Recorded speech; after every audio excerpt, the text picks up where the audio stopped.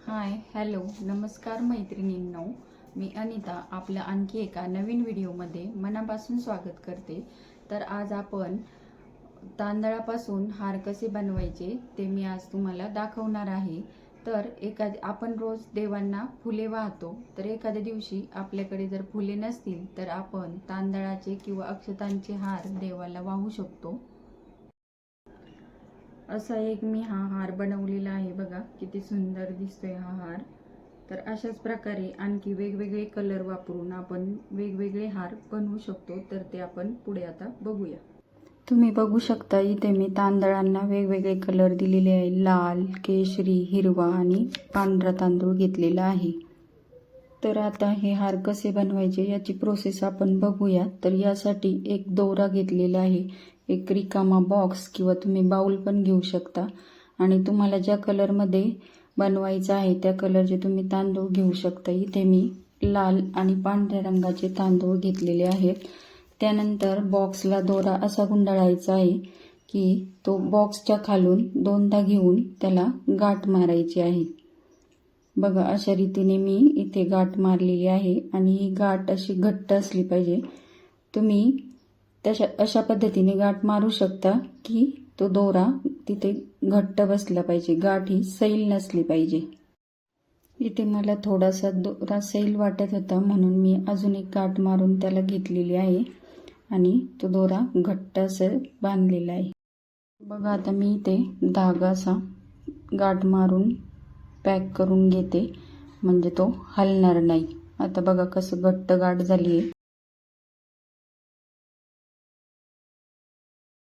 तांदळाचा दाणा अडकवण्यासाठी आपल्याला जो धागा लागणार आहे तो आपण जो बॉक्सला वरतून धागा गुंडाळलेला आहे त्याच्या तिप्पट धागा घ्यायचा आहे, कारण गाठ मारण्यासाठी आपल्याला बराचसा धागा वापरावा लागणार आहे।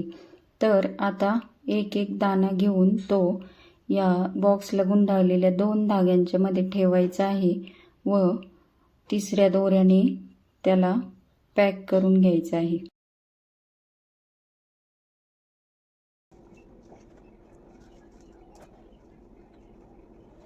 बघा अशा पद्धतीने एक एक तांदळाचा दाणा घेऊन त्यावर धागा टाकून त्याच्या आतमधून तो धागा ओढून घ्यायचा आहे व गाठ ही एकदम घट्ट असली पाहिजे, जेणेकरून तांदळाचा दाणा त्यातून सटकणार नाही। बघा आता एक एक दाणा घेऊन मी त्याच्यामध्ये तांदूळ अडकवून त्याला गाठ मारून घेत आहे। आता इथे मला लाल आणि पांढऱ्या दोन रंगांच्या कॉम्बिनेशनमध्ये हार बनवायचा होता, म्हणून मी तांदळाला लाल रंग दिलेला आहे। तर हा लाल रंग मी कसा दिलाय, तर थोडंसं कुंकू त्यामध्ये मिक्स केलं आणि पाण्याचे 2-3 थेंब त्यात टाकले व लाल रंग तयार झाला। आता इथे मी 3 स्टेपमध्ये हार बनवणार होते, लाल रंग, पांढरा रंग आणि परत लाल रंग, असं 3 स्टेपमध्ये। तर लाल रंगाचं माझी एक स्टेप करून झाली आहे। तर आता मी पांढऱ्या रंगाच्या तांदळांनी आता हार बनवून घेते। ज्याप्रमाणे आपण लाल रंगाचा एक एक दाणा घेऊन हार बनवला त्याचप्रमाणे पांढरे तांदूळ घेऊन आपण ती दुसरी स्टेप पूर्ण करणार।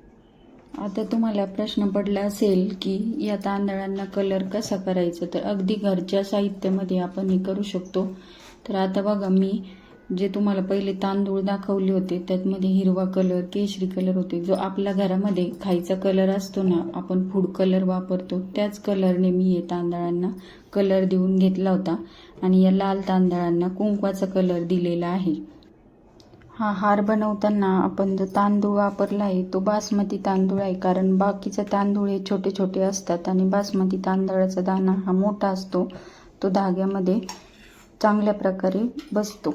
या तांदळाला कलर देताना आपण तेलाचा किंवा तुपाचा पण थोड्या प्रमाणात वापर करू शकतो, पण त्यामुळे काय होतं तर हे तांदूळ असे तेलकट होतात आणि त्यांना 3-4 वेळा टिश्यू पेपरने पुसून घ्यावे लागते। त्यामुळे आपण थोडंसं पाणी टाकून याला कलर दिला तरी पण हे तांदूळ चांगल्या प्रकारे कलर येतो। इथे मी बघा पुन्हा लाल रंगाचे तांदूळ घेतलेले आहेत आणि तिसरी स्टेप माझी ही पूर्ण होणार आहे। तर बघा मैत्रिणींनो, आपण आपल्या देवघरातील देवांना छोटे छोटे मोत्यांचे हार घालतो किंवा फुले वाहतो, पण जर एखाद्या दिवशी आपल्याकडे जर फुले नसतील तर फुलांना उत्तम पर्याय म्हणून आपण हे असे अक्षतांचे हार देवांना घालू शकतो. आपल्याकडे जर काही धार्मिक कार्य असेल किंवा घरामध्ये एखादी पूजा असेल तर त्या पूजेमध्ये अक्षतांचा समावेश असतोच. तर त्याप्रमाणेच आपण आपल्या देवघरातील देवांना पण असे जर अक्षतांचे हार घातले तर खूपच छान.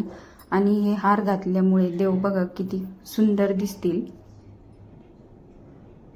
हार बनवण्याची प्रोसेस थोडीशी किचकट आणि वेळखाऊ असली तरी हार खूप सुंदर बनतात. ही सेम पद्धत वापरून आपण लवंग, वेलची, दालचिनी अशा प्रकारचे पण देवांना घालण्यासाठी छोटे छोटे हार बनवू शकतो. तसेच वेगवेगळ्या देवींच्या पूजांमध्ये बघा आपण देवीला वेणी वाहतो तर ते शेवंतीच्या फुलांची वेणी किंवा वेगवेगळ्या फुलांच्या वेण्या पण आपण अशाच पद्धतीने तयार करून देवीला वाहू शकतो. आपण आपल्या घरातील कामे आटोपल्यानंतर थोडासा वेळ काढून म्हणजे एक अर्धा तास जरी आपण या हारांसाठी दिला तरी रोज एक असा आपला एक हार तयार होईल आणि आपले देवघर सुद्धा खूप सुंदर दिसेल. आता इथे बघा माझा हार पूर्ण होतच आला आहे.